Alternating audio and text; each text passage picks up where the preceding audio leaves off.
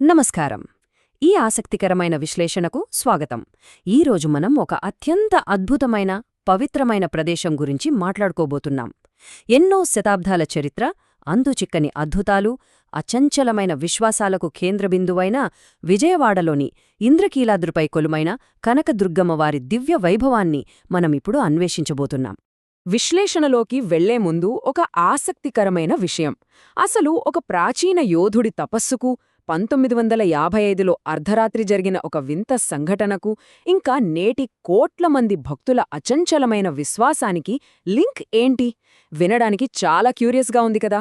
పురాణాలను, ప్రాచీన చరిత్రను, ఆధునిక కాలపు భక్తిని అనుసంధానం చేసే ఒక అద్భుత ప్రయాణమిదే. మొదటి విభాగం ఇంద్రకీలాద్రి ఇతిహాసాలు. పురాణాలు, చరిత్ర కలిసే చోటు. ఈ ఆలయ చరిత్ర నిన్నమొన్నటిది కాదు, ఏకంగా ద్వాపరయుగంతో ముడిపడి ఉంది. పాశుపతాస్త్రం కోసం అర్జునుడు శివుడిని ప్రసన్నం చేసుకోవడానికి ఇంద్రకీలాద్రిపైనే తపస్సు చేశాడని పురాణాలు చెప్తున్నాయి.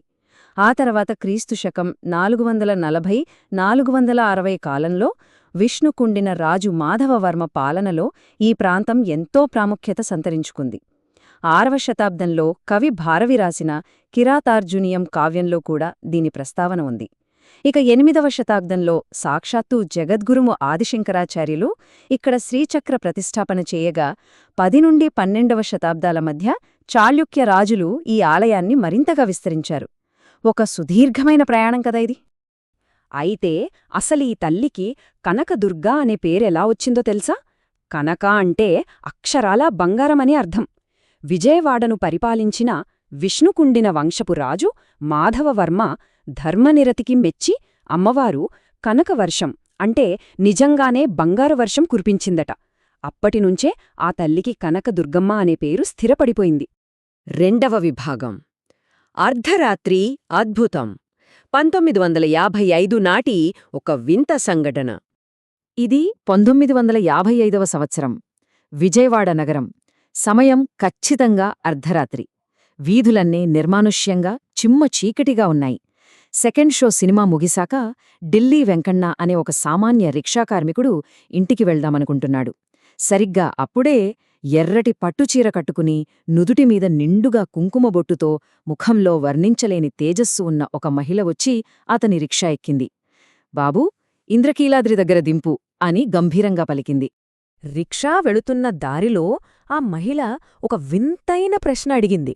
బాబూ, అర్ధరాత్రి అయ్యింది, అంతా చీకటిగా ఉంది. ఈ సమయంలో సాక్షాత్తు ఆ దుర్గమ్మే గ్రామంలో తిరగడానికి వస్తుందంటారు కదా, నీకు భయం వేయడం లేదా అన్నడిగింది. ఊహించుకోండి, ఆ చీకట్లో ఆ ప్రశ్న వింటే ఎవరికైనా భయంతో వణుకు పుడుతుంది కదా. కాని దానికి ఆ పేద రిక్షాకార్మికుడు వెంకన్న చిరునవ్వుతో ఇచ్చిన సమాధానం అద్భుతం. ఆవిడ మా తల్లి.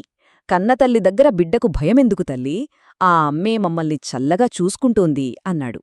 అతని మాటల్లో ఉన్న ఆ స్వచ్ఛమైన భక్తి, నమ్మకం నిజంగా ఎంతో గొప్పవి. ఆ తర్వాత ఏం జరిగిందో వింటే మీరు ఖచ్చితంగా ఆశ్చర్యపోతారు. రిక్షా ఇంద్రకీలాద్రి దగ్గరకు రాగానే, అమ్మా, ఇక్కడెక్కడ దిగాలి అని అతను వెనక్కి తిరిగేసరికి రిక్షా సీటు ఖాళీగా ఉంది. ఆ మహిళ మాయమైపోయింది. డబ్బులు కూడా ఇవ్వలేదే అని అతను గట్టిగా అరిచినప్పుడు, నీ తలపాగలో పెట్టాను చూడు అని ఒక అదృశ్యవాణి వినిపించింది. తలపాగ విప్పి చూస్తే అందులో ఒక బంగారు గాజు, 10 రూపాయల నోటు ఉన్నాయి. ఇది కట్టుకథ కాదు. ఆ బంగారు గాజు ఫోటోతో సహా అప్పట్లో ప్రముఖ పత్రిక ఆంధ్రకేసరిలో అక్షరాల ప్రచురితమైంది. మూడవ విభాగం నవరాత్రి వైభవం. 10 రోజులపాటు జరిగే గొప్ప ఆధ్యాత్మిక వేడుక. దసరా నవరాత్రుల సమయంలో ఇంద్రకీలాద్రిని చూడాలి. ఆ వైభవమే వేరు. ప్రతిరోజూ అమ్మవారు ఏ రూపంలో దర్శనమిస్తారు, ఏ రంగు వస్త్రాలు ధరిస్తారు, ఎలాంటి నైవేద్యాలు సమర్పిస్తారు అనేది చాలా నిర్దిష్టంగా ఉంటుంది. ఉదాహరణకు, మొదటి రోజు శ్రీ బాలాత్రిపుర సుందరి అలంకారం. అప్పుడు నారింజరంగు చీరతో అలంకరించి తీపి బూందీ, శనగలు నైవేద్యంగా పెడతారు. అలాగే 8వ రోజు శ్రీ సరస్వతీదేవి అలంకారం, 10వ రోజు శ్రీ మహిషాసురమర్ధిని రూపంలో. ఆ రోజు ప్రత్యేకంగా చేనేత ఎరుపు రంగు చీర కట్టి చక్రపొంగలి నైవేద్యంగా అర్పిస్తారు. ఇదంతా ఒక గొప్ప ఆధ్యాత్మిక క్రమం. ఈ నవరాత్రుల్లో మూలా నక్షత్రం రోజుకి ఒక ప్రత్యేకత ఉంది. కనకదుర్గమ్మ జన్మ నక్షత్రం ఇదే అని పురాణాలు చెప్తున్నాయి. ఈ రోజున అమ్మవారు శ్రీ సరస్వతీదేవి రూపంలో దర్శనమిస్తారు. అసలు మహిషాసురుడిని వధించడానికి దుర్గాదేవికి అవసరమైన ఆ యుద్ధతంత్రాన్ని సరస్వతీదేవి ఈ రూపంలోనే ప్రణాళిక చేశారని ఒక విశిష్టమైన నమ్మకముంది. ఈ ఒక్కరోజు ప్రాముఖ్యత ఎంతంటే మూలా నక్షత్రం నాడు కేవలం ఒక్కరోజులోనే అక్షరాల 80,000 మందికి పైగా భక్తులు ఇంద్రకీలాద్రికి పోటెత్తుతారు. ఆ చదువుల తల్లి దీవెనల కోసం విద్యార్థులు, సాధారణ ప్రజలు గంటల తరబడి ఓపికగా క్యూలైన్లలో వేచి ఉంటారు. 4వ విభాగం పవిత్ర భవానీ దీక్ష. ఇది 41 రోజుల కఠిన వ్రతం. భవానీ దీక్ష అనేది ఆషామాషీ విషయం కాదు సుమా. ఇది అత్యంత కఠినమైన శారీరక, మానసిక సాధన.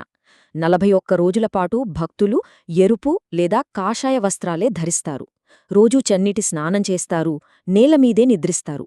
ఆహాన్ని వదిలేసి శరీరాన్ని పూర్తిగా నిర్విషీకరణ చేసుకోడానికి పండ్లు, గింజలతో కూడిన శాకాహారం మాత్రమే తీసుకుంటారు. పైగా 3 గంటలపాటు కాలిబాటన గిరిప్రదక్షిణ చేస్తారు. ఈ 41 రోజుల కఠిన దీక్షకు ఒక భావోద్వేగభరితమైన ముగింపు ఉంటుంది. అదేమిటంటే భక్తులు తమ వెంట బియ్యం, డ్రై ఫ్రూట్స్తో నింపిన పవిత్రమైన ఇరుముడిని తీసుకువచ్చి కనకదుర్గా ఆలయంలోని పూర్ణాహుతి హోమం వద్ద సమర్పిస్తారు. ఇది భక్తులకు ఎనలేని ఆత్మతృప్తినిచ్చే అద్భుతమైన ఘట్టం. 5వ విభాగం భక్తి పరంపర. విశ్వాసానికి ఆధునిక నిదర్శనం. ఈ ప్రాచీన విశ్వాసం నేటి కాలంలో ఏ స్థాయిలో ఉందో ఈ గణాంకాలు చూస్తే ఇట్టే అర్థమైపోతుంది. 2026 ఏప్రిల్, మే నెలల్లో కేవలం 17 రోజుల హుండీ ఆదాయం లెక్కించారు. ఎంత వచ్చిందో ఊహించగలరా? అక్షరాలా 2,83,00,000 దాటింది. అందులో 2,70,00,000 కేవలం నోట్ల రూపంలోనే ఉంటే దాదాపు 13 లక్షలు నాణేల రూపంలో వచ్చాయి. ఇది ఆ తల్లిపై భక్తులకున్న అపారమైన ప్రేమకు నిదర్శనం కాక మరేమిటి చెప్పండి. ఇక్కడ ఇంకో సర్ప్రైజ్ ఏంటంటే ఈ భక్తి మన రాష్ట్రానికో, దేశానికో మాత్రమే పరిమితం కాలేదు. హుండీ లెక్కింపులో ఏకంగా అమెరికన్ డాలర్లు, జపానీస్ యెన్, సౌదీ రియాల్స్ మాత్రమే కాకుండా ఎక్కడో ఉన్న నైజీరియన్ నైరా, ఇండోనేషియన్ రూపియా లాంటి విదేశీ కరెన్సీలు కూడా కనిపించాయి. ఖండాంతరాల దాటి దుర్గమ్మ ఖ్యాతి ఎలా విస్తరించిందో చెప్పడానికి ఇంతకంటే గొప్ప రుజువు ఏం కావాలి? ఈ విశ్లేషణను ముగించే ముందు ఒక్కసారి ఆలోచించండి. అత్యంత వేగంగా ఆధునికీకరణ చెందుతున్న ఈ రోజుల్లో ఎప్పుడో 6వ శతాబ్దపు పురాణాలను, ఒక సామాన్య రిక్షా కార్మికుడి స్వచ్ఛమైన భక్తిని, నేటి ప్రపంచస్థాయి విశ్వాసాన్ని కలుపుకుంటూ ఈ ప్రాచీన ఇంద్రకీలాద్రి కోట్ల మందిని తనవైపు ఎలా ఆకర్షిస్తోంది? ఈ ప్రశ్న ఆ కనకదుర్గమ్మ మహిమను, తరతరాలుగా వస్తున్న ఆ విశ్వాసపు లోతును మనకు అద్భుతంగా తెలియజేస్తోంది. ఈ ఆసక్తికరమైన విశ్లేషణ మీకందరికీ నచ్చిందని ఆశిస్తూ మరో అద్భుతమైన అంశంతో మళ్ళీ కలుద్దాం. నమస్కారం.